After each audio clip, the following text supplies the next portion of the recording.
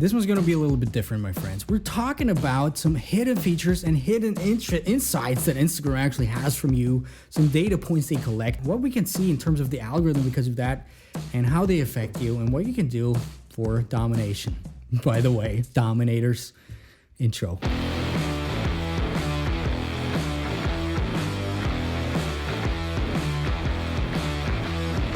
Welcome back, Dominators. Here's my phone. Let's get right into it. Recently I've been sitting at home and I was like, there's some weird features. Let me just go through all of the things within Instagram because, sometimes they hide some things in there and they don't really talk about, which is exactly what I wanted to show you here. First of all, for example, let me just try to find where that is. If you have a creator account, you go to the creator tab right here. And you're gonna see not only all the stuff like branded content, all the things, but also something that I have never seen before called the minimum age, which is something I've never seen before. First of all, you can kind of set a minimum age. I can say, okay, everybody has to be 47 if they want to watch my content. Plus, you can kind of say, okay, Cape Verde, the minimum age is 19 for my content. There you go, done. There you go. I have no idea why exactly they do it because they don't allow nudity and stuff like this, which is the only way that I could see that, why they want to do that. Thinking about it right now, why not do it for some? For Cape Verde, I'm going to let it in there. Maybe it does something for the algorithm inside. Maybe they're going to see, wow, the guy really takes it seriously with his content or something like this. I'm going to just set a minimum content age of 18 years here. I'm gonna do that live because seeing all the recent developments where they're like, oh, Instagram, we're the safe haven and stuff like this. The internet is so unsafe, stuff like this. Maybe by me showing them, I take it seriously. Of course it's unsafe. That's why I put in my bio, don't follow, because actually it's not so safe to follow me. Anyway, Alberto, by the way, shout out to Alberto, Mr. Austria, I guess. Something more even. There's a YouTube channel as well, by the way. Amazing content. So let's go back into the settings. First of all, if we go into the privacy tab, you can see your tags, because I always figured, people tag me, but then it's kind of lost. So I can see my tagged posts, but also I can see my pending tags of people who have tagged me. Shout out to you, my friend. In the recent times. So there's that. You can also see the accounts that you have restricted. If you don't know what that is, you can basically restrict accounts from you can shadow ban people. If you want me to make an update video about that, or did I make a video about that? I can't remember. Anyway, you can kind of shadow ban people, making them think if they comment on your posts, everybody's going to see that. But in reality, nobody can see that. Anyway, now let's get into the real interesting stuff, which is, where is it? I think it's the security tab. And there you go. You go down to access data. And this is where the fun stuff starts to happen. You can basically see most of the data Instagram has from you, which is super interesting for me. First of all, you can see exactly the date when you joined. You can see your privacy changes. For example, I changed to a public profile on May the 1st, 2016. If you go back, for some reason, it puts you out again to this screen, which is kind of shows me that they just don't want you to go through this. In a way, because user experience is kind of zero, as you can see right here. And basically you can see a lot of things, all your password changes, your former email addresses, which is so interesting. I'm not going to open this because then you're going to see all my secrets, but it's just interesting that they keep track of everything you had in there.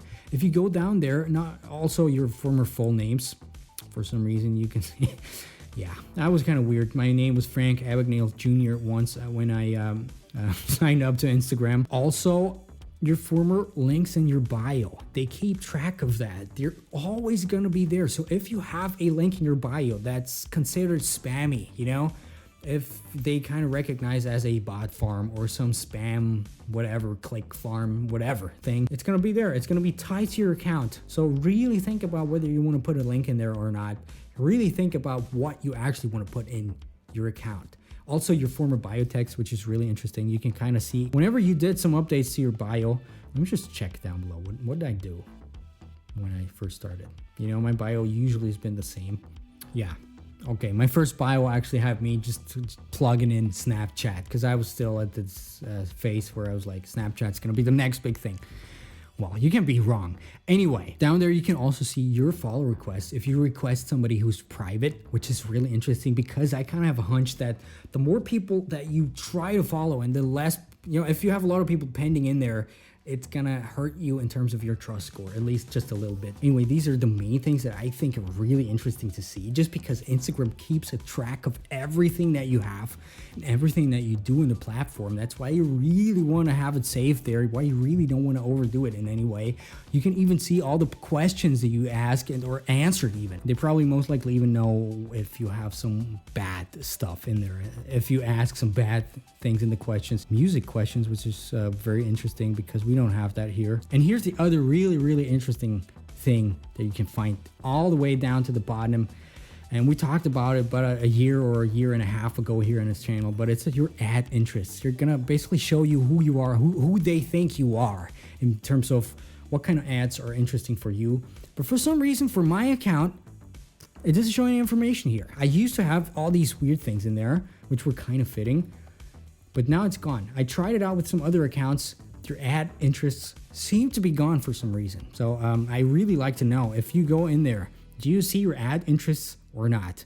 If yes, interesting. If no, even more interesting. Anyway, as a concluding statement of this short video here, I can say that really try to keep it safe on Instagram. Don't overdo it.